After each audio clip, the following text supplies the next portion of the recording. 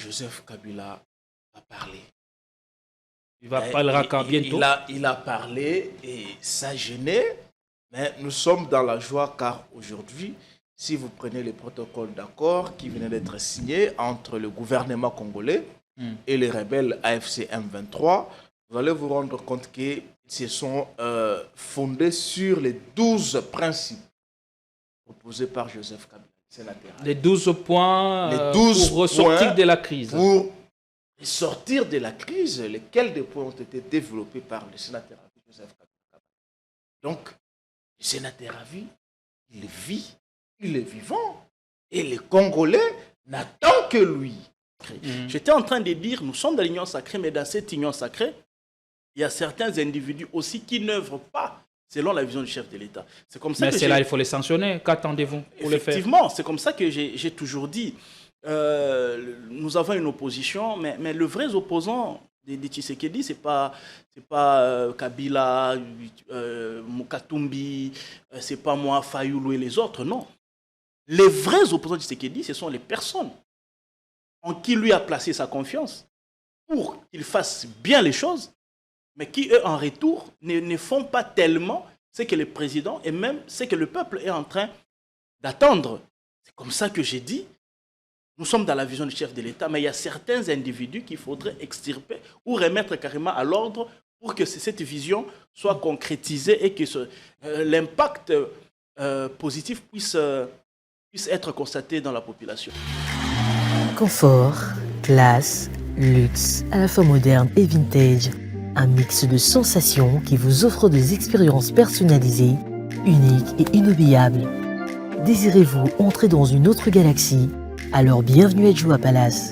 Nous vous proposons 2 appartements spacieux offrant un salon convivial, une cuisine moderne et 3 chambres élégantes pour un quotidien serein, 2 salles de bain raffinées pour votre confort et votre bien-être. Pour vos linges, notre buanderie professionnelle est mise à votre disposition. Une sécurité 24 heures sur 24 sous une lumière permanente grâce à notre générateur de grande capacité, loin de coupures intempestives d'électricité. Joua Palace vous offre également la connexion Internet haut débit, un système de mobilité intégré grâce à notre charroi automobile de première classe.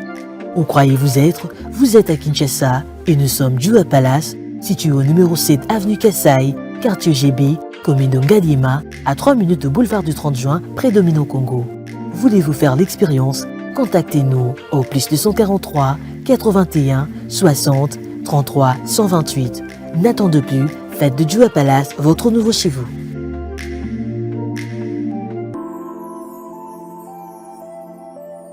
Le parc de la vallée de l'Antélé vous invite à venir partager des moments inoubliables en famille ou entre amis dans un cadre naturel de verdure unique à Kinshasa. Notre safari vous permettra de vous sentir en vacances et de découvrir nos lions, crocodiles, antilopes, buffles, éléphants, hippopotames et bien d'autres animaux dans le milieu sauvage et naturel. Nos cuisiniers seront heureux de vous servir une variété de plats savoureux dans notre restaurant au bord de la rivière Ntsélé. Le parc de la vallée de l'Antélé possède une panoplie d'activités sportives et ludiques au cap aventure et loisirs pour votre détente. Kayak, pédalo, tyrolienne, cyclotourisme, piscine et vol du faucon, la plus longue zipline d'Afrique. Le parc de la vallée de l'Antélé met également à votre disposition de logements de haut standing avec un confort 5 étoiles. Le parc de la vallée de l'Antélé est ouvert du mercredi au dimanche de 7h30 à 17h. Pour tout renseignement, contactez-nous au +243 89 60 32 713 ou encore au 243 81 231 68 82.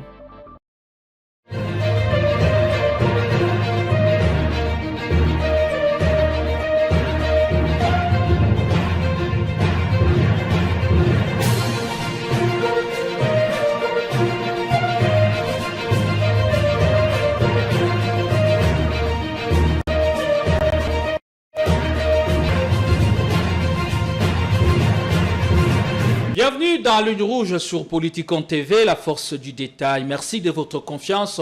Nous sommes très heureux et très contents de vous retrouver. Après un long week-end, nous revoici pour vous servir comme on sait bien les faire, avec la même passion, la même détermination, autour de notre passion commune et que la République démocratique du Congo. Nous essayerons dans la mesure du possible d'analyser, de faire l'état des lieux de la situation sécuritaire dans l'est du pays et de proposer de pistes de solutions pour en ressortir. Il faudra aussi rappeler qu'hier, on a assisté à quelques affrontements entre les forces loyalistes de la RDC et leurs forces alliées. Le Ouazalendo face à des forces rebelles, à des forces obscures qui essayent toujours d'écumer les richesses du pays dont dispose la RDC. On en parle. Qu'est-ce qui traîne? Qu'est-ce qui patine? C'est une question à laquelle on aura bien à répondre avec tous les détails possibles. Le gouvernement congolais ne cesse toujours d'accuser le régime de Kigali d'instrumentaliser, de soutenir des mouvements rebelles pour de fins économiques. On parlera aussi de cet autre aspect, toujours dans le cadre de la question sécuritaire, la traque des FDLR. On parle désormais des actions, des terrains, des actions concrètes à mener. Comment mener ces actions et à quand, justement, les résultats de ce qui devra être entendu par tout le parti pour parvenir au mémorandum d'entente tel que c'est le cas. Et puis, on aura peut-être l'occasion de parler du procès Roger Lumbala, le gouvernement congolais face à un test de cohérence idéologique et politique. Que sait-on? On y revient avec beaucoup plus de détails. Je suis très content et heureux de retrouver depuis un certain moment. Il s'est évanoui dans la nature, il était en province et il nous revient. On a plusieurs fois tenté d'obtenir un rendez-vous avec lui, mais ça n'a pas marché. Très content de retrouver l'excellent Marcel Bombamba, PPRD. Toujours, PPRD, nous sommes tellement satisfaits de cette énième opportunité, car passer dans Politikon, ce n'est pas un exercice facile. Et vous venez de rappeler à l'opinion plusieurs rendez-vous manqués, qui a été dit indépendamment de notre volonté, mais de notre cahier des charges peut-être. Vous voyez, quand on fait bien son travail, on ne peut qu'être sollicité un peu de partout. Nous avons un cahier de charges surchargé, pour ne pas dire assez rempli, mais l'opportunité quand même se présentait. Merci de votre équipe technique. Merci, je salue directement le DG de la chaîne. Et je salue mon co-débatteur, qui est en face aussi un confrère. Et merci beaucoup une fois de plus. Et comment les choses au PPRD, on parle de cette menace qui pèse sur vous, comme une épée de Damoclès, la dissolution du PPRD pour collusion avec les forces rebelles du 23. Et dans tout ça, la parole de votre leader ne s'est fait pas toujours libérer. Quand est-ce qu'il parlera enfin, Joseph Kabila? Joseph Kabila va parler. Il parlera quand bientôt? Il a parlé et ça gênait, mais nous sommes dans la joie car aujourd'hui, si vous prenez le protocole d'accord qui venait d'être signé entre le gouvernement congolais et les rebelles AFC M23, vous allez vous rendre compte qu'ils se sont fondés sur les 12 principes proposés par Joseph Kabila, sénateur. Les 12 points pour ressortir de la crise. Pour sortir de la crise, lesquels des points ont été développés par le sénateur Joseph Kabila. Donc, le sénateur Avi, il vit. Il est vivant. Et les Congolais n'attendent que lui. Vous voyez, les PPRD seraient sur les menaces. Ça ne peut que nous arranger aussi en quelque sorte. Comment ça? Oui. Une dissolution, comment elle peut vous arranger? C'est une manière de dire au peuple congolais que les régimes en place, l'Union sacrée est en train de tuer la démocratie. Est en train de tuer la liberté d'expression. On parle d'effet de collision avec les forces rebelles. Collision. Le gouvernement congolais venait de négocier avec les rebelles. Avez-vous vu un représentant ou un cadre du PPRD, soit l'un des proches du sénateur Avi Joseph Kabila Kabila? c'est du mensonge. Les Congolais n'ont pas besoin de ça. Les Congolais attendaient de ces régimes que le social soit établi, que les inondations dont subissent les Kinois aujourd'hui soient arrêtées, que la vie des Congolais, la guerre que le chef de l'État lui-même en a promis pendant les périodes électorales, il a dit qu'il ne réussirait que si jamais il réussissait à mettre fin à la guerre, pendant que la situation ne fait que pourrir. Vous voyez, donc l'Union sacrée a échoué. Et tout ce qu'elle pouvait faire, c'est d'empêcher les Congolais de parler à travers le PPRD. Mais nous sommes là, nous existons. Et je vous assure que mon parti politique, le PPRD, ne serait jamais dissous. Allez, merci, vous justifiez bien qu'à Doha, il n'y a aucun délégué du PPRD, mais il vous souviendra aussi que Kikaya Bin Karibou avait déclaré Hubert Orbi que Joseph Kabila et l'AFC-M23 partageraient les mêmes objectifs. Non. Permettez-moi de saluer aussi Maître... Ça, il faut pas vous y reviendrez. Merci beaucoup. Vous y reviendrez. C'est lui qui arrive pour une première, mais ce n'est pas aussi la première fois qu'il soit invité. Maître Trésor Kalala, comment allez-vous? Ouais, ça va, monsieur Gédéon. Merci pour l'invitation. Je vais très bien. Je salue mon co-débatteur, les téléspectateurs et aussi les membres de mon parti politique, Alliance pour les actions de développement du Congo, AADC. Toujours membre de l'Union sacrée. Effectivement, initié par l'honorable Adel Kabena. Il faut signaler que c'est la meilleure élue à la députation nationale de la circonscription de Mbujimaï. C'est pour ma première fois, effectivement, que je suis... En fait, je suis invité plusieurs fois, mais c'est la première fois que je participe à cette émission. Je crois que ça sera un plaisir. C'est la première fois et ça ne sera pas la dernière fois. Je crois que si le temps les permet, nous passerons pour partager nos idées par rapport à la marche du pays. Sinon, pour le reste, je pense que nous passerons des bons moments. Les téléspectateurs seront édifiés par la qualité et les niveaux du débat que nous allons les offrir. Merci beaucoup de votre disponibilité. Est-ce qu'à l'Union sacrée, une option a été levée de soutenir les institutions, de les accompagner, de voir à quelle mesure offrir de meilleurs résultats dont le peuple congolais a besoin, des résultats qui se font toujours entendre? Effectivement, vous savez, c'est tout ce que vous venez de dire, c'est ça même le socle de la création de l'Union sacrée. Vous vous souviendrez qu'en 2020, lorsque le président de la République s'est décidé de se débarrasser du FCC, dans son discours, il a eu à dire qu'il mettra en place une grande plateforme dénommée Union sacrée qui va regrouper en son sein tout Congolais épris de bon sens et de patriotisme d'y adhérer pour qu'on développe le pays ensemble, pour que le peuple puisse trouver gain de cause. C'est comme ça que l'Union sacrée a été mise en place. Donc l'Union sacrée, effectivement, est en train d'œuvrer pour le bonheur et le bien-être du peuple congolais. Comment l'Union sacrée peut-elle œuvrer pour le bien-être du peuple congolais, et quand on sait que depuis une certaine période, elle se révèle comme une coalition hétéroclite, au mieux un panier de crabes? Non, écoutez, vous savez, nous sommes en politique, c'est un monde d'ambition. Ok? Alors, le fait que chacun ait son ambition, cela ne veut pas dire que nous sommes comme dans un panier de crabes. Non. La politique, c'est un monde d'ambition. Il faut compétir, il faut mériter pour avoir en fait, un espace. Donc ici, c'est des bons droits.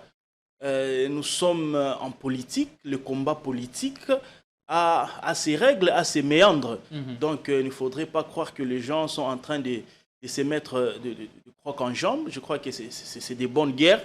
C'est ça la politique, mais l'essentiel ici, c'est que dans tout ce qui se passe dans l'Union sacrée, c'est que le peuple puisse trouver gain de cause. Mais il y a quand même un bémol. Vous savez, le président de la République, lorsqu'il a mis en place l'Union sacrée, comme je le disais, c'était pour que le peuple puisse se retrouver. Mais nous constatons au-delà de ça, qu'il y a quand même des individus au sein de l'Union sacrée qui n'œuvrent pas selon que le président de la République était en train de vouloir que les choses marchent. Mais comment ça quand la charte ne définit pas clairement les actions à prendre, comment voulez-vous que ces gens-là qui viennent adhérer à la coalition fassent de leur mieux pour faire évoluer la République à travers l'Union sacrée? Non, mais il y avait la charte, même si la nouvelle version n'a pas encore été publiée, mais dans la première version, il y a toutes les prérogatives et même la marche à suivre par rapport à tous ceux-là qui adhèrent dans l'Union sacrée. Donc ici, j'étais en train de dire... Dans la première charte, on a donné un pouvoir hyper important à la autorité de référence. Bon, vous savez, c'est lui l'initiateur.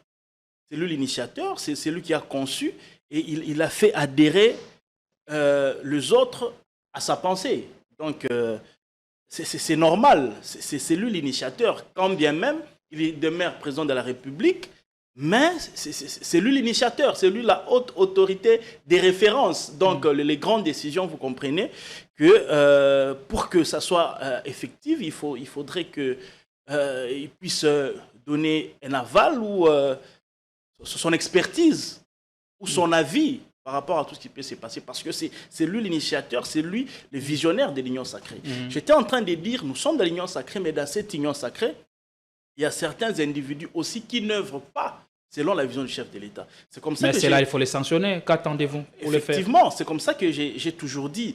Nous avons une opposition, mais le vrai opposant de Tshisekedi, c'est pas Kabila, Mukatumbi, c'est pas moi, Fayoulou et les autres, non. Les vrais opposants de Tshisekedi, ce sont les personnes en qui lui a placé sa confiance pour qu'il fasse bien les choses, mais qui, eux, en retour, ne font pas tellement ce que le président et même ce que le peuple est en train d'attendre. C'est comme ça que j'ai dit. Nous sommes dans la vision du chef de l'État, mais il y a certains individus qu'il faudrait extirper ou remettre carrément à l'ordre pour que cette vision soit concrétisée et que l'impact positif puisse être constaté dans la population. Merci beaucoup, Trésor Kalala. Je dois rappeler ici que vous êtes bien apprécié, même de l'autre côté. Apprécié? Ouais. Où? De l'autre côté. De l'autre côté, c'est où?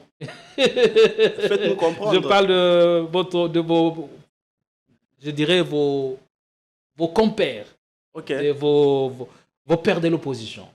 Ah, il m'apprécie. Ouais. Ah, merci. Ça, c'est une confidence que je vous révèle. Ah, ok. Merci beaucoup. Allez, merci beaucoup. On va maintenant ouvrir les débats. On parle d'abord de la situation sécuritaire dans la partie orientale de la République démocratique du Congo, qui n'est toujours pas évolutive, alors qu'on attend des solutions concrètes. On a l'impression de toujours passer à côté.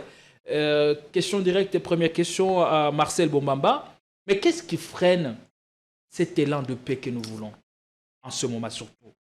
Quand on considère aussi la situation presque intenable que vivent nos compatriotes dans ces coins qu'occupent les forces rebelles de l'AFC-M23.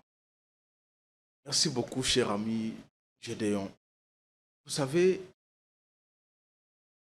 en ce net moment, réfléchir sur la paix dans la partie est de la République démocratique devient un sérieux problème. Devient un problème gigantesque. Et nous sommes en train de nous poser des questions. Est-ce que le chef de l'État, M. Félix Tshisekedi, partira et laisser le Congo dans cet état-là? C'est une question que les Congolais devraient se réfléchir. Devraient y réfléchir plutôt. C'est une question que les conseillers du chef de l'État devraient commencer à le faire souffler chaque jour à l'oreille. C'est chaque jour que nous enregistrons des cas de mort. Les Congolais meurent comme s'ils étaient des mouches dans un marché de poissons. Et très récemment, nous nous sommes dit, la rencontre à Doha, les protagonistes, les ennemis, pourraient changer la donne. Ce qui n'est pas le cas selon vous? Mais ce que nous constatons aujourd'hui, je voudrais d'ailleurs me faire paraphraser ici par la ministre des Affaires étrangères, Madame Thérèse Koikamba.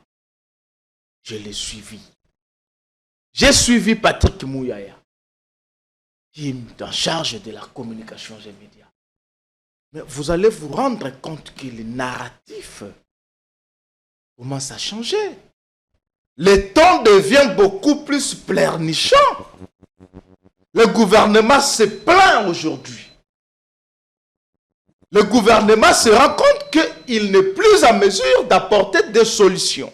Mais comment ça, le ton a changé? Que tout ce qui a été... Alors qu'on est dans le processus de paix pour juguler la crise, à quel moment on retombe dans le jérémiade? Et pourquoi? Voilà, le jérémiade. Pourquoi nous sommes dans le jérémiade? J'ai suivi Thérèse, j'ai suivi Patrick Mouyaya.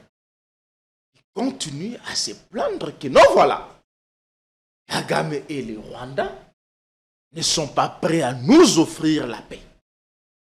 Chers amis, dans l'histoire de la guerre, la paix s'octroie des forces. Soit vous acceptez la capitulation. Et c'est la position que la RDC nous donne aujourd'hui. Le gouvernement congolais semble être capitulé face au Rwanda. Ils sont allés aux États-Unis. Ils se sont retrouvés à Doha. Rien ne marche sur les champs de bataille. Les Congolais meurent. Nous nous sommes levés hier avec des crépitements de balles à Ouvira. Oui, Ouvira qui est toujours théâtre des affrontements entre les FARDC entre guillemets officiellement. Entre guillemets officiellement. Il n'y a pas la présence du AFC M23 à Ouvira. Mais qui se sont entretués hier? Il semblerait le Ouazalendo et l'armée loyaliste.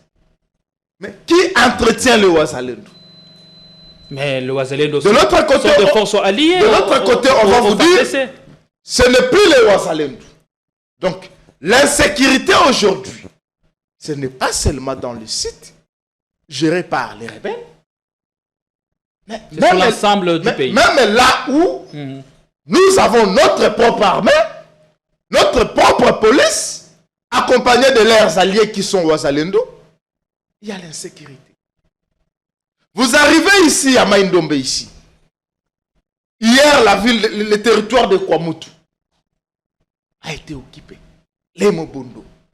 Très récemment, le parc de Kingakati a envahi.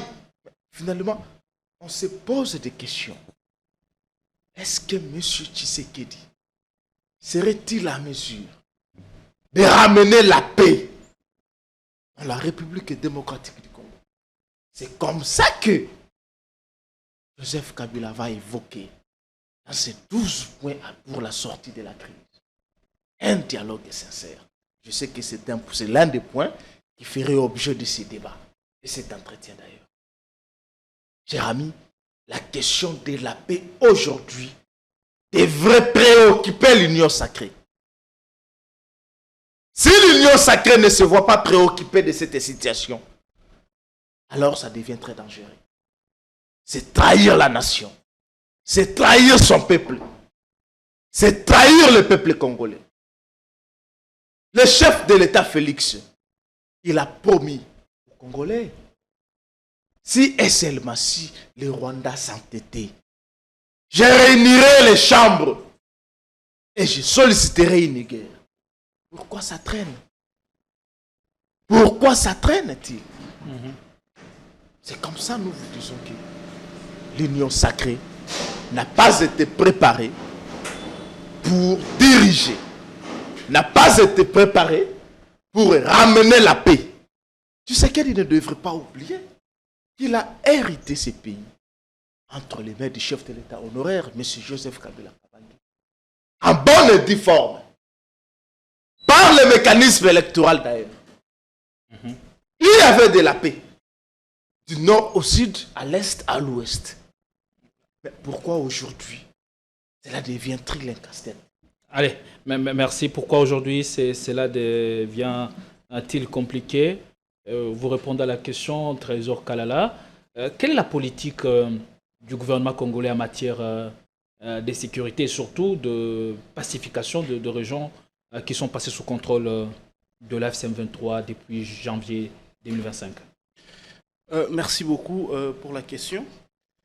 Bon, laissez-moi quand même rebondir d'abord sur l'intervention de mon condébatteur. Il introduit son propos par une question. Est-ce que Tshisekedi partira et laisser le Congo dans cet état? C'est la question qui introduit son propos. J'aimerais rétorquer par une question aussi, et je vais placer mon argumentaire. Qu'est-ce que les prédécesseurs, en fait, dans quel état le prédécesseur de Tshisekedi lui ont légué ces pays?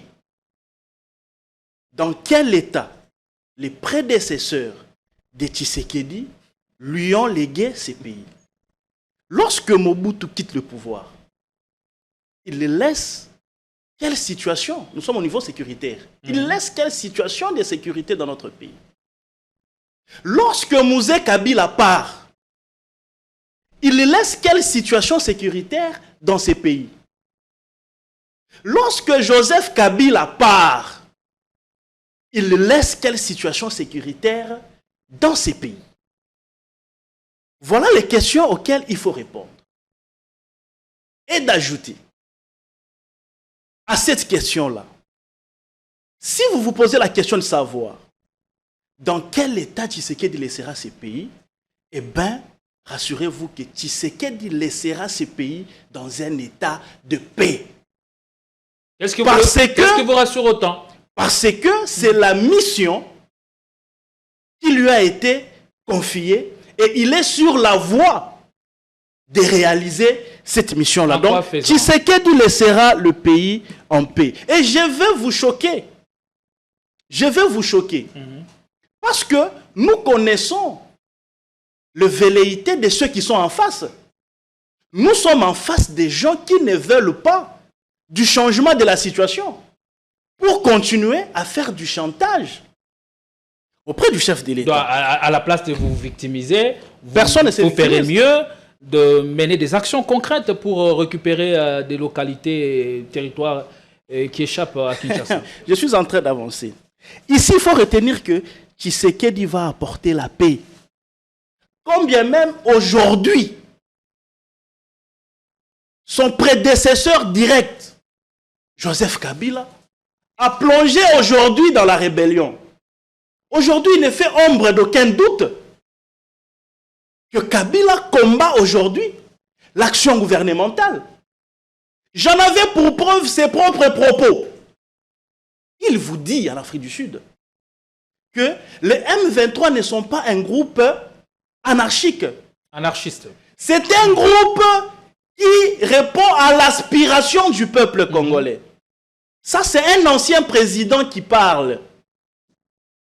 Et de poursuivre, là c'est dans la bouche de Kika Abini Karoubi aux États-Unis. Il vous dit, vous l'aviez brossé ici, Joseph Kabila et les M23 poursuivent les mêmes objectifs. Joseph Kabila et les M23 poursuivent les mêmes objectifs. Ça c'est Kabila. Mais on peut avoir le même objectif et ne pas avoir le même agenda. S'il vous plaît, nous sommes au niveau de... La nuance est importante à placer. Nous sommes au point des objectifs. Cet agenda mène à quel objectif? Parce qu'un agenda mène à un objectif. Non, faisons attention. Un agenda... Ne faisons pas de mal à l'amalgame. L'objectif répond à la question pourquoi. S'il vous plaît. Mais l'agenda répond à la question comment et quand. Un agenda, c'est une planification. Un agenda, c'est une chronologie. C'est ce que je dis. Un agenda répond à la question. On ne débat pas sur l'agenda. La question, ce n'est pas l'agenda. Voilà. Ici, la finalité, c'est l'objectif que cet agenda va nous produire. Un agenda, c'est un cahier de charges, en d'autres termes. L'objectif répond à quelle question? S'il vous plaît. Que ici, je sache, l'objectif répond à la question pourquoi. Mais monsieur Gédéon, je sais que je suis apoliticon. Je sais que je suis apoliticon, je connais la ligne éditoriale de la chaîne. Mais mettez-moi quand même à l'aise. Vous êtes à l'aise. Même si j'évolue dans un sens contraire que la ligne éditoriale de la chaîne. Mais laissez-moi quand même. Vous avez la parole. Voilà. Et ne tentez pas de commencer à me perturber à tout bout de champ. Je disais ici, ça ne fait ombre d'aucun doute que Kabila, aujourd'hui, il est dans les rébellions. Parce que ses propos l'ont prouvé. On n'a pas besoin d'une preuve extérieure. Lui-même l'a dit. Lui et le M23 sont en train de poursuivre les mêmes objectifs. C'est quoi l'objectif du M23 AFC? Ils l'ont dit plusieurs fois. C'est de renverser le pouvoir de Kinshasa. Il y a eu un récent, une récente sortie médiatique de celui qui représente l'AFC M23. Le M23 a pour objectif renverser le pouvoir de Kinshasa. C'est ça l'objectif. Et Kabila participe à cet objectif. Alors aujourd'hui, comment quelqu'un qui participe ou qui participerait à cet objectif peut-il vous proposer un schéma ou 12 résolutions pour une sortie de crise? Écoutez, il ne faut pas suivre ça. Nous sommes dans le fait. Mais ça aussi, c'est un fait. Écoutez, nous sommes dans le fait, le geste et le dire de l'homme. Donc, ne me perdez pas. Donc, ici, c'est lui qui est en train de poser la question de savoir Tshisekedi laissera le pays dans quel état. C'est lui qui est en train de déstabiliser cet état. Kabila. Vous comprenez? C'est lui qui se pose des questions sur comment Tshisekedi va laisser le pays. Il va laisser dans quel état? Mais c'est lui qui est en train de perturber la paix et la quiétude, déstabiliser cet état. Vous vous dites qu'il laissera ces pays en paix. Mais nous voudrions en être sûrs. Mais quelle est sa politique en matière sécuritaire, justement pour parvenir à cet objectif? Vous savez, Tshisekedi arrive au pouvoir, il trouve cette situation d'insécurité. OK? Notamment dans la partie est de ce pays. Cette guerre, ce n'est pas la guerre de Tshisekedi. Cette guerre, Tshisekedi l'a trouvée. Moi, je parle plutôt de sa politique, la politique qu'il essaie de mettre en place. Étant donné qu'il a trouvé cette guerre en place, mais il est en train de mener des actions. Déjà, lorsqu'il arrive, la première option, c'était l'option militaire, n'est-ce pas? Lorsque le M23 reprenne les armes en 2022, lorsqu'ils reprennent les armes, l'option, c'était l'option militaire. Nous pensions que nous avions une armée qui pouvait faire face à l'ennemi. Une armée qui était clean. Mais malheureusement, nous avons tous constaté, en fait, la situation de l'Est de la République nous a fait tous constater que dans notre armée, nous avions plusieurs traîtres et plusieurs infiltrés. À quel moment donc, vous l'avez compris? Des soldats qui jouaient les jeux de l'ennemi. À quel moment vous l'avez compris? Vous savez, depuis que cette situation a commencé, depuis que Tshisekedi est au pouvoir en 2022, en tout cas, nous l'avions constaté depuis que nous avons commencé à perdre certains territoires. Donc, Tshisekedi prend le pouvoir en 2019, 2020, 2021, et c'est en 2022 qu'il constate que l'armée n'est pas ce qu'il pensait. Effectivement, parce que là, il y avait maintenant des raisons à révélation. Parce que lorsque Tshisekedi prend le pouvoir en 2019, ces gens ne sont pas retournés en brousse, n'est-ce pas? C'est lorsqu'ils commencent les velléités. Nous, on compte sur notre armée. Mais on se rend compte que la majorité de commandants des opérations, chefs des opérations sur le terrain, sont soit rwandais, sont soit congolais, mais à la solde du Rwanda. C'est là que nous constatons. C'est de la responsabilité Et la de qui? politique, c'est quoi? C'est de la responsabilité de qui? C'est de la responsabilité de son prédécesseur. Merci. Non, je dois finir, s'il vous plaît. Non, vous avez pris Non. deux minutes de plus. Hein, non, je dois chuter. Non, non, non. Co-débatteur. Non, je dois chuter. Chuter. Nous nous rendons compte que nous avions hérité une armée avec 750 officiers rwandais. S'il vous plaît. Nous avons hérité une armée, je répète, avec 750 officiers rwandais. Et vous nous posez la question, c'est de la responsabilité de qui? C'est de la responsabilité de son prédécesseur. Et maintenant que nous sommes là, vous voyez que chaque jour, nous sommes en train de nettoyer cette armée.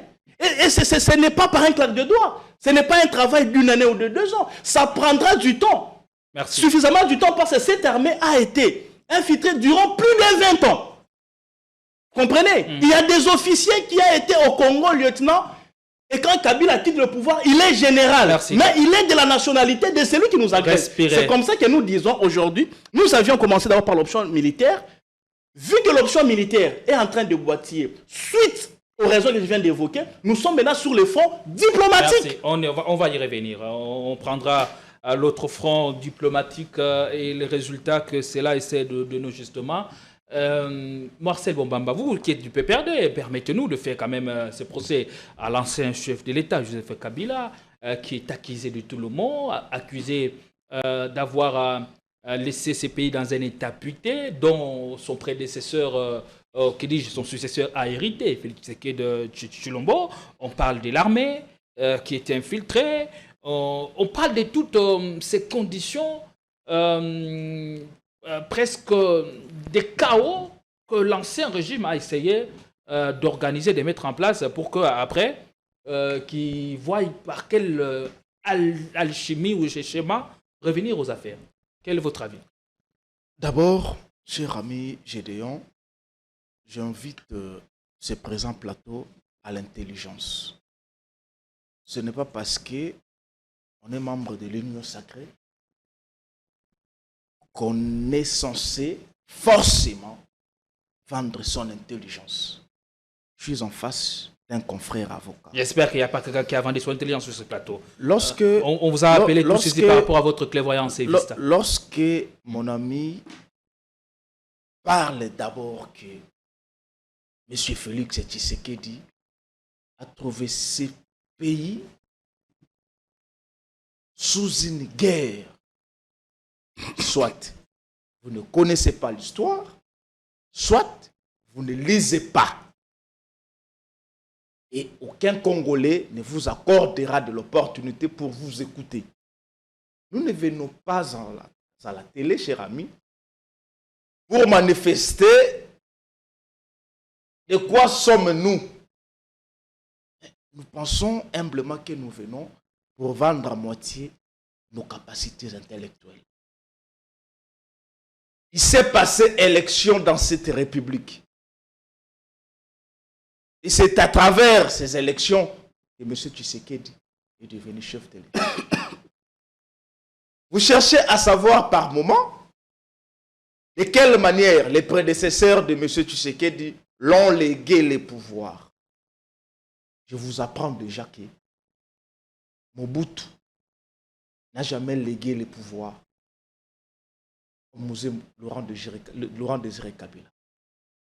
On lègue le pouvoir que lorsqu'on est en face de deux personnes et on procède à une transition ou un transfèrement du pouvoir, partant soit d'une volonté personnelle ou d'une obligation constitutionnelle. Ça, il faudrait noter. Et Mobutu n'a jamais légué pouvoir à quelqu'un. Au moins, Tshisekedi Kabila a hérité le pouvoir de son père et il a légué constitutionnellement à Tshisekedi. Je ferme cette parenthèse. Vous accusez injustement et volontiers Kabila qui serait membre du AFC M23. Vous êtes juriste autant que moi, cher ami. Quels sont les actes de participation criminelle? Quels sont ces actes? Soit... Mais on s'en tient au verdict de la haute cour militaire. S'il vous plaît, soit on agit par corréité, soit on vient en complicité. En quoi Kabila est-il complice de la FCM 23? Et c'est quoi les actes de corréité que Kabila a dit donner à l'appui du FCM 23? Lorsqu'on vous parle d'une aspiration du peuple, on voudrait tout simplement enlever en vous, membres de l'Union sacrée, ces fameux narratifs prétextant c'est le Rwanda qui est notre agresseur. En droit international, l'agression, c'est voir une armée étrangère qui agresse un pays étranger ou voisin. Jusque-là, vous n'êtes pas à mesure de dire aux Congolais que non, voilà, les Rwandais sont devant. Et Kabila vous dit, c'est une aspiration. Dans tout le processus, la responsabilité du Rwanda n'a pas été établie, clairement. Nous étions aux États-Unis d'Amérique. Thérèse Kwaikamba, notre ministre des Affaires étrangères, n'a pas pu démontrer dans le bureau aval que le Rwanda était devant. Mais par contre, on vous a reproché, vous, de soutenir les FDLR et vous les avez acceptés. Vous l'aviez accepté. Aujourd'hui, vous êtes dans le processus de le faire quitter la République démocratique du Congo. Mais comment ça va se faire? Parce qu'aujourd'hui, on parle c'est une affirmation très grave. On parle des actions de terrain. Comment ces actions seront coordonnées? Laissez-moi pour déposer les armes. Quand on vous parle d'une aspiration du peuple congolais, c'est pour s'opposer à votre narratif. Et vous, qui mentez au peuple congolais, non, voilà, c'est le Rwanda, c'est le Rwanda. Nanga est Rwandais. D'ici moi, il est Rwandais. Willy Ngoma, qui était membre de l'EPC, est-il Rwandais? Ils présentent comme des Congolais de service. Non. Qui sont à la solde de l'agresseur. Vous savez, bientôt là, nous serons dans les cinquantaines. Et nous qui avions embrassé ce monde politique, nous devons par moments demeurer sérieux et sincères. Parce que si ce n'est pas nous qui allons sauver ce pays, ça serait une honte pour notre génération. Le suaire dont nous faisons tomber, c'est pour que demain nous ayons une république sérieuse et responsable. Si nos anciens ont échoué, cela ne doit pas être un cas pour nous. Vous parlez de Rwanda. Celle-là qui gère aujourd'hui, qui administre aujourd'hui la ville de Goma, la ville de Bukavu, et tant d'autres territoires sous occupation, ce sont des Rwandais. Et on vous dit que ce sont des Congolais. Discutons avec les Congolais. Soyons forts avec les Congolais. S'il faut faire la guerre, déclarons la guerre vis-à-vis d'eux. Vous vous dites, non, ce n'est pas eux. Je n'ai pas besoin d'eux. D'ailleurs, je ne parlerai pas avec eux. Moi, tout ce que je veux, c'est le Rwanda. Pendant que l'ennemi avance. Vous ignorez ici Antonio Guterres, en sa qualité de secrétaire général des Nations Unies. À l'époque encore. Il vous dit, voilà, ce que détient l'autre, ce que détient l'ennemi, serait beaucoup plus sophistiqué. Prenez-vous en charge. Que faisait l'Union sacrée? Ils étaient dans le détournement. Ils étaient dans les arrestations arbitraires. Ils étaient dans les intimidations, dans les menaces. Au point même de saccager les installations des Nations Unies à Goma, à Beni, un peu partout. Par contre, si on était sérieux, on devrait prendre les choses au sérieux. Que faisait l'Union sacrée? Il dormait. Il séjournait à Marbella. C'était beaucoup plus les plages brésiliennes qui les préoccupaient. Et voilà que le Saint Nicolas Kazadi va venir étayer pour vous dire tout ce qui nous intéressait là. N'essayez pas de mélanger les choses. C'était de détourner. Vous avez une minute. Cher ami, mais là, je suis en train de chuter. On fait comment alors pour traquer et neutraliser le FDLR? On parle des actions. Permettez-moi d'écouter aussi la question, c'est important. Merci. On parle actuellement des actions de terrain. Comment mener et coordonner ces actions? Est-ce que ces actions ne seront menées que par la RDC ou elles seront coordonnées ou on sera en mutualisation avec des pays étrangers tels que le Rwanda? Comment ça va se faire et quels sont les résultats que nous pouvons attendre de ces opérations? Cher ami Gédéon, en tant que réaliste, si aujourd'hui la RDC déclarait la guerre contre l'AFC M23, je ne suis pas un prophète de malheur. Mais je peux vous dire que la situation serait mitigée. Et les retombées seront comptes. C'est comme ça que le PPRD de Joseph Kabila vous parle d'un dialogue. Ce n'est plus le moment de faire la guerre. Le dialogue, pourquoi faire pour le parti? On devrait faire la guerre pendant que l'ennemi se trouvait encore à Bunagana. On devrait faire la guerre là-bas. Aujourd'hui, vous avez l'ennemi qui s'est installé, très posé, qui s'est fait des moyens chaque jour. Permettez-moi seulement d'essayer de réfléchir ici en termes de recettes qui gagnent illégalement ces gens-là. Parce que je ne soutiens pas et je ne soutiendrai pas. Moi, je parle de la TRADFTLR, vous m'amenez sur une autre table. Merci beaucoup. La parole va tourner. Je pensais me trouver encore dans mes minutes. La parole m'accorder une minute. Je ne fais que les secondes. Un autre sujet que nous devons aborder certainement. Alors, j'ai besoin vraiment que vous puissiez avoir voix au chapitre lorsqu'on parlera de ces sujets. On parle de la question de FDLR. Vous avez suivi tout à l'heure Marcel Bombamba, qui estime que le Rwanda s'est servi de cet alibi pour justifier sa présence sur le territoire congolais. Et c'est Kinshasa, à travers sa diplomatie, qui a donné raison au prétexte du boucher de Kigali. Votre analyse? Merci, M. Gédéon. Je crois que la répartition du temps doit être... Vous avez le même temps d'antenne. Doit être équitable. Ni plus ni moins. Parce que je crois que les téléspectateurs sont en train de constater ces déséquilibres-là. Ici, il faut noter que je suis très élégant depuis les débuts de l'émission. Moi, je suis respectueux des gens. Même mon co-débatteur, je le respecte depuis les débuts. Ce n'est pas pour dire que tout ce qu'il dit, en fait, c'est raisonnable. Élégant. Alors, je demanderai aussi l'élégance de l'autre côté. Parce que lorsque on doit dire des choses du genre, il ne faudrait pas venir sur un plateau parce qu'on est des lions sacrés, vendre son intelligence dans le sens que l'autre ne serait pas intelligent. Non. Moi, je crois que... Je le recadrerai. Je pense que effectivement, je crois que ce sont des choses qui ne doivent pas se répéter parce que jusque-là, je demeure élégant. Nous sommes nés et grandis dans l'intelligence. Merci pour votre élégance. Et départ même notre formation. Ce n'est pas n'importe qui finit au collège.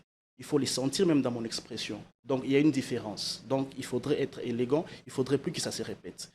Alors, ici, on nous demande les preuves de la participation criminelle de Kabila par rapport à la rébellion. Mais lorsque les criminels passent aux aveux, vous voulez encore quelle preuve? Lorsque les criminels passent aux aveux, lorsqu'il dit moi et eux, nous poursuivons les mêmes objectifs. C'est quoi l'objectif? Renverser le régime légalement établi. Lorsqu'il passe aux aveux, qu'est-ce que vous voulez encore quelle formule? Tout juriste moyen et même médiocre sait que lorsque un criminel passe aux aveux, on n'a plus besoin de notre preuve ou d'une autre preuve. Donc, il faut que cela soit retenu pour dire. Ici, c'est bizarre. On veut savoir si la République démocratique du Congo est agressée ou pas. Et la réponse, c'est que la République démocratique du Congo n'est pas agressée par le Rwanda. S'il vous plaît, qu'est-ce que nous sommes venus faire ici, sur ce plateau? Dois-je enseigner ici le cours du droit international, notamment dans le chapitre agression? Quand est-ce qu'on parle d'un pays agressé? Ou quand est-ce qu'on parle d'une agression? Clairement. La Charte des Nations Unies, dans son chapitre 7, est en train de définir l'agression. Et d'être renforcé à cette définition par, je salue l'éloquence du prof Maurice Kanto. Il est clair quant à l'agression. Maurice Kanto du Cameroun. Effectivement, le candidat à l'élection. Il a écrit un livre magistral. Il vous dit, l'agression, on parle d'agression lorsque un État étranger franchit les limites de notre État. Lorsque une armée... ingérence ou invasion. Non. Lorsque une armée étrangère, c'est la simple définition. Lorsque une armée étrangère franchit les limites d'un autre État, on parle d'agression. D'où vient alors la question de on n'a plus une autre question à se poser. Une armée étrangère qui franchit les limites d'un autre État, nous sommes dans un cas d'agression. Et ici, cette agression a été attestée par plusieurs commissions d'enquête des Nations Unies. La résolution 2673 est en train de reconnaître clairement que le Rwanda est en train d'agresser la République démocratique du Congo. En quel terme? L'Union européenne en quel terme a reconnu expressement que le Rwanda est en train d'agresser la République démocratique du Congo. En quel terme? Au-delà de ces organisations citées, moi je m'en tiens à ce que j'ai appris, à la science, à la loi et au doctrinaire. On nous dit l'agression. D'ailleurs, je n'aurais même pas besoin des rapports des experts, quand bien ces rapports existent. L'agression, c'est lorsque l'armée d'un État étranger franchit les limites d'un autre. Mais je voudrais que vous puissiez vous soumettre à cette agression. C'est important. Que vient faire alors la question des FDLR? Le Kinshasa a convenu cela dans le cadre du processus de Washington. Tu vois, tu es à côté de moi, tu vois ce que je suis en train d'écrire. Les FDLR, je suis en train de répondre. Mais laissez-moi avancer avec mon fil d'idée. Je vais répondre. C'est dans la même ligne de choses. Non, laissez-moi agencer mes idées. Parce que vous parlez de l'agression et il est important de replacer cette question. Que vient faire alors la question? Vous ne le relancez pas à tout moment comme vous le faites avec moi. Pourquoi? Laissez-moi réfléchir tranquillement comme lui, il réfléchissait tranquillement. Non, c'est moi qui dirige les débats. Vous n'avez pas vous devez lui poser autant de questions. Non, dirigez-le de manière équitable. Ici, je suis en face d'un jeune Congolais et je suis totalement révulsé. Il vous dit, nous ne sommes pas agressés, je voulais démontrer ce que nous sommes agressés, et il va plus loin. Il dit qui est Nanga, qui est Bissimo, qui est Ngoma. N'est-ce pas que ce sont des Congolais? Effectivement, ce sont des Congolais. Mais est-ce qu'ils ont le vrai pouvoir d'action? Est-ce que Nanga a le vrai pouvoir d'action? Est-ce que ces messieurs-là participent même aux grandes décisions? Mais les décisions sont boutiquées au Rwanda. Il est surpris comme tout le monde. On lui donne des papiers. Tu dois signer là-bas, tu dois signer là-bas. Est-ce que Nanga a des moyens pour entretenir une troupe de 12 000 personnes? Bissimo a quel moyen pour acheter les armes, les tenues, la ration de l'armée? Vous savez combien coûte un élément par jour? Un soldat, l'entretenir une journée. Vous savez combien ça coûte? Et Nanga ces ressources-là où? Bissimo, Ngoma. Comment un jeune peut être naïf à ce point? Ici, nous sommes agressés par le Rwanda, reconnus par les Nations Unies, et les quelques Congolais sont des Congolais. On vous met, c'est vrai, il y a un mur et on a mis la peinture. C'est ça, ces Congolais-là. Pour congoliser l'agression. Mais en réalité, nous savons pourquoi le Rwanda est à Washington concernant le Congo. Pourquoi le Rwanda a été appelé en garantie à Doha? Pourquoi? Donc ici, nous avons un jeune qui prétend vouloir diriger ce pays demain, mais qui ignore l'agresseur de son pays. Concluez déjà. Finalement, lorsque vous serez aux affaires, c'est que ces pays, on va nous prendre, nous serons tous esclaves du Rwanda. Concluez. Donc, ici, la question du FDLR. Sur cette question de FDLR, il faut comprendre que c'est un alibi que le Rwanda a toujours évoqué depuis la nuit des temps. Depuis la nuit des temps, le Rwanda justifie sa présence en République démocratique du Congo, ok, par le fait que je suis en train de poursuivre les FDLR. Maintenant, nous, Qu'est-ce que nous avions fait? Nous savons qu'au Congo, il n'y a pas de FDLR. Mais Kinshasa officialisé. S'il vous plaît, je suis en train d'avancer. La cause de Je suis en train d'avancer. Vous et moi, nous savons que au Congo, il n'y a pas les FDLR. Mais parce que le Rwanda est en train de chanter tous les jours dans toutes les officines, il y a les FDLR, il y a les FDLR. Alors, il y a les FDLR, ok, nous acceptons qu'ils sont là. Qu'il y ait une commission internationale, vous, nous, allons les constater. Vous comprenez? C'est comme qui dirait, en fait, tu dis qu'il y a des gens dans cette maison. Moi, je sais qu'il n'y a personne ici. Parce que tu insistes, nous allons entrer avec des témoins pour constater si réellement il y a ces gens-là. C'est ça pour être l'FDLR. En fait, c'est un guet-apens. C'est un piège. Et vous que croyez nous que avons le Rwanda réussi. tombera dans S'il vous plaît, ces c'est guet-apens? un piège que nous avons réussi à tendre au Rwanda. Nous savons que les FDLR ne sont pas là. Alors nous avons appelé des témoins pour venir ensemble constater si réellement les FDLR que vous cherchez, réellement ils sont là. Merci. Donc ça, c'est une intelligence à encourager et c'est dans le trou. C'est encouragé. Mais c'est là que le Rwanda va tomber. Parce qu'il y a maintenant des témoins. Donc, Maintenant, on parle des actions FDLR. de terrain. Comment ces actions seront-elles coordonnées? Non, mais Et ça va se faire comment? Il y a une chronologie, je crois que dans l'accord de Washington. D'ailleurs, la commission s'est réunie déjà deux ou trois fois, n'est-ce pas? La commission s'est réunie déjà 2 ou 3 fois pour descendre sur le terrain et puis suivre ces questions des FDLR. Donc, c'est quelque chose qu'il faut encourager. C'est une haute intelligence. Aujourd'hui, nous mettons les Rwandais devant un fait accompli. Vous avez toujours dit qu'ils sont là. Eh bien, il y a des témoins. Montrez-les, nous, ils sont où? Merci. Il nous reste 5 minutes. J'accorde à chacun 2 minutes et puis j'aurai 1 minute pour conclure. Je n'ai pas abordé le sujet des FDLR. Malheureusement, vous avez pris votre temps cette question à parler à autre. La question vous était bel et bien posée. Il en est témoin. Si vous aurez à répondre, vous le faites dans votre temps d'antenne certainement. Mais quant à moi, on change de chapitre pour parler de l'affaire Roger Lumbala, dont le procès va se continuer jusqu'au 19 décembre. Kinshasa face à un test de cohérence idéologique et politique. Faudra-t-il sauver Lumbala et tous ceux qui pourraient être impliqués dans les faits qu'on reproche aujourd'hui à Roger Lumbala? Monsieur Gédéon, je ne cesserai de parler de l'intelligence. Celle-ci s'est fait sentir.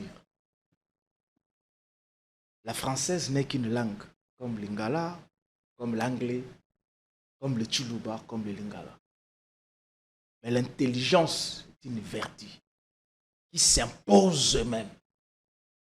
Et la raison s'impose. Lorsque un communicant de l'union sacrée se retrouve en pleine contradiction nauséabonde vis-à-vis de sa famille politique et de son régime dont il soutient, niant publiquement que les FDLR n'existaient pas au Congo, c'est très malheureux. Je ne sais pas si Il dit que c'est un guet-apens. Je ne sais pas si réellement le Congo aura la chance de se faire diriger un jour par un Congolais de ce genre. Non, il a bien précisé. Excusez-moi. Et ce consiste son propos. Il dit... Il parle. Maître Marcel, soyez tolérant. Après les il se consiste son propos en affirmant qu'il s'agit que cette stratégie procède d'un guet-apens. Gédéon. Content à Kigali. Gédéon, je suis membre d'un parti politique des intellos, dirigé par les professeurs des universités. L'intelligence, on en a partout. Et j'ai l'obligation, moi, de défendre le ne parlons pas de dans ce sens-là. politique sur ces plateaux. Mon ami dort encore sur le lit d'une soi-disant commission qui serait un guet-apens selon lui pour justifier l'existentialité des FDLR. Et le ministre des Affaires étrangères qui va accepter internationalement que oui, voilà, nous avons les FDLR chez nous. Mais quand vous parlez d'une commission, que comprenez-vous de ce que fait aujourd'hui la Croix-Rouge? Que comprenez-vous de ce que fait aujourd'hui la Croix-Rouge au sujet des FDLR? Je pense que nous devons être sérieux. Et si réellement qu'on voulait défendre son régime, il faut venir avec des arguments convaincant. Mon ami, vous parlez de Roger Lumbala. Le sujet Roger Lumbala,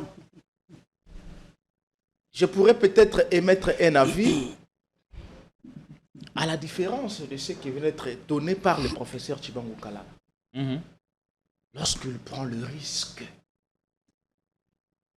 de soutenir la justice congolaise, qu'elle serait bien guérie, parce qu'elle venait de condamner ici, à travers sa juridiction militaire, le sénateur à vie Joseph Kabila Kabanke.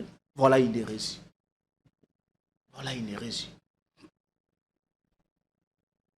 On ne peut jamais soutenir les actes de tuerie, les actes de crime contre l'humanité tels que définis par la charte. Roger Lumbala, si en est responsable, peut lui répondre. J'ai vu d'ailleurs quelque part, je ne sais pas moi si cela est vrai, et Jean-Pierre Bemba serait aussi cité. Alors, il peut toutefois aller répondre, non? Non, Jean-Pierre Bemba n'a jamais répondu des il faits peut toutefois aller... qu'il a commis non, il à l'époque avec le M23. Comme renseignement, à l'époque je pense. avec le Non, MLC. il est cité comme renseignant, je pense. Mais il était aussi auteur de quelques méfaits. Ah, il était aussi auteur. Ouais. À l'époque de l'opération Effacer les tableaux. Il est parlé, il est cité comme... Il peut toutefois aller répondre parce que les Congolais qui habitent Bunia, Mahagi, Mambasa, Komanda, Louloa, ils sont Congolais comme vous et moi. Ils méritent réparation. Et Kinshasa doit les protéger face au test il en a cette obligation de cohérence idéologique et politique. On On doit le protéger ou a l'obligation d'œuvrer au profit des victimes. Mais ce n'est pas notre justice Kinshasa de condamner des Kinshasa ne doit pas ici se couvrir ou s'appuyer du côté Lumbala. Kinshasa doit se placer du côté victime. Parce que non seulement les individus se sont vus victimisés, mais également il y a eu des dégâts qui ayant causé du tort à l'environnement, et a causé du tort, voilà, aux espèces même, les animaux et consorts. Merci. Aux arbres et consorts de l'environnement. L'écosystème a été entamé. C'est le Congo. Donc, la République en est aussi victime. Allez. Et Kinshasa doit se comporter dignement. Allez, merci beaucoup. Maître Trésor Kalala, on chute avec vous. Votre lecture quant à ces procès contre Roger Lumbala, est-ce que Jean-Pierre Bemba serait le prochain sur la liste? Merci beaucoup pour la question, mais seulement que les téléspectateurs ont constaté, et même vous, pas seulement vous, même tous les techniciens ici, ils ont constaté que mon co-débatteur n'a pas été à mesure de me rencontrer dans les fonds. Il a été superficiel et il a fouillé. Il ne m'a pas rencontré. Moi, lorsque j'ai parlé, j'attendais à ce qu'il me contredise sur ce que signifie une agression, sur la définition de l'agression. J'attendais qu'il contredise ma définition. Il ne m'a pas rencontré. Là, déjà, il a perdu cette question. J'attendais à ce qu'il me contredise sur le fait que lorsqu'un criminel passe aux aveux, qu'est-ce qui advient? Il ne m'a pas rencontré sur la question. Il est passé ailleurs. Et en définitive, il ne m'a pas rencontré sur la vraie nature des Nanga dans cette rébellion. Qu'est-ce qu'il représente? Qu'est-ce qu'il vaut? Quel est son poids? Quel est son degré d'influence? Il ne m'a pas rencontré sur ce point. Donc vous comprenez qu'il a été à court d'arguments et je m'en réjouis. Parce que devant l'intelligence, on s'incline. On s'incline. Merci de vous avoir incliné. Alors, ici, vous posez la question sur Roger Lumbala. Il faut noter d'abord que nous sommes dans une procédure de la justice universelle. Dans l'organisation et la compétence judiciaire des juridictions françaises,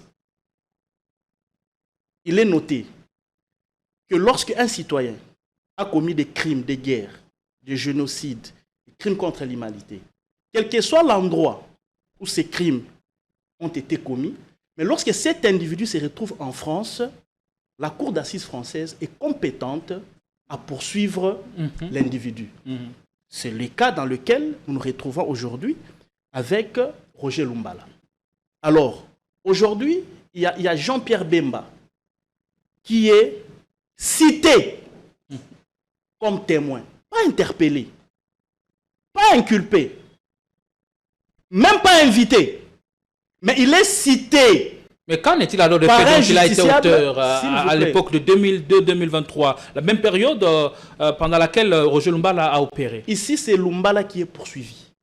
La cour d'assises française ne poursuit pas Jean-Pierre Bemba. Jean-Pierre Bemba a été cité comme témoin à décharge du prévenu. Donc ici, il faut faire la part des choses. N'entrez pas dans l'amalgame. Je vois, ça va dans tous les sens. Témoin à décharge? Oui. Pas à charge? Non, à décharge. Ok.